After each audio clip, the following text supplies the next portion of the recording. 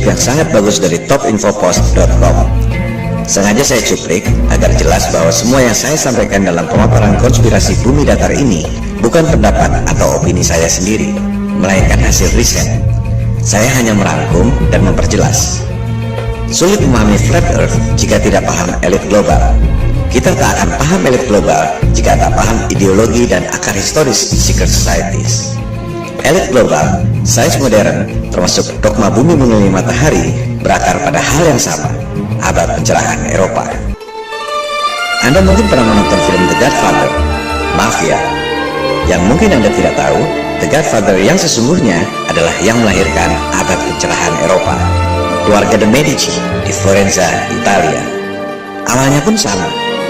Orang yang terlahir miskin bisa menjadi sangat powerful dan kaya.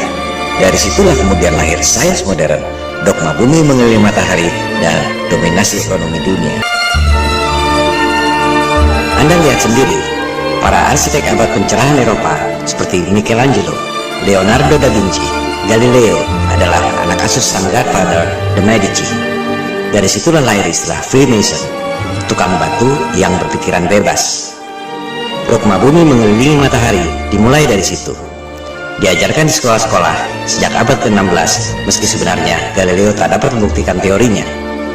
Jika bumi berputar mengelilingi matahari, maka rasi bintang seharusnya berubah setiap 6 bulan. Ini yang disebut sebagai stellar parallax. Rasi bintang tidak berubah. Sebaliknya, jika bumi mengelilingi matahari dan bintang-bintang itu masing-masing terpisah jarak triliunan kilometer, bagaimana mungkin semua bintang bergerak ke arah yang sama dengan kecepatan yang sama pula? Mereka mengatakan itu sebagai cosmic coincidence, kebetulan kosmik. Sama juga dengan mengatakan orang-orang ini jaraknya berjauhan. Yang satu di Bandung, satu di Surabaya, satu di Makassar, di Papua, dan lain-lain. Tapi karena kebetulan kosmik, kelihatannya sama besar dan sama kecepatannya. Itu adalah pembodohan. Mereka melakukan itu 500 tahun lalu karena kondisi politik saat itu. Kaum Freemason ingin lepas dari otoritas agama. Mereka punya dendam sejarah, diburu, dibunuh, dibakar oleh paus dan rajanya sendiri, dikucilkan oleh masyarakatnya sendiri. Jumlah mereka sedikit, tak akan bisa melawan umat yang banyak, apalagi orang rela mati demi agama. Oleh sebab itu, dogma agama harus dihancurkan lewat Tuhan palsu berkedok sains modern.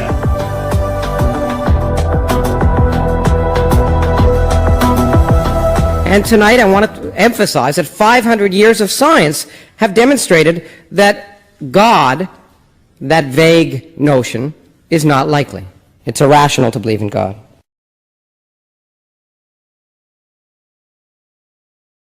The God of the Old Testament is arguably the most unpleasant character in all fiction. Jealous and proud of it, a petty, unjust, unforgiving control freak, a vindictive, bloodthirsty ethnic cleanser, a misogynistic, homophobic, racist, infanticidal, genocidal, filicidal, pestilential, megalomaniacal, sadomasochistic, capriciously malevolent bully.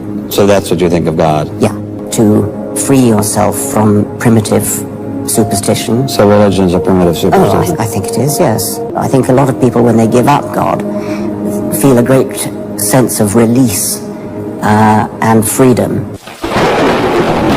Itulah cara untuk melemahkan umat yang banyak agar tunduk pada segelintir orang dalam tatanan dunia yang baru, the New World Order. Dari kalangan Freemason itu, kemudian lahir sebuah kelompok elit yang disebut Illuminati. Kita harus perjelas di sini, tidak semua Freemason itu Illuminati. Illuminati adalah kelompok yang sangat elit dan sangat eksklusif. Bagaimana caranya mereka bisa menguasai perekonomian, politik, sains, militer, dan diplomatik dunia? Mengapa perang, teror, dan mega proyek fiktif seperti program angkasa luar itu penting bagi mereka? Kita akan membahas pada episode. Terima kasih.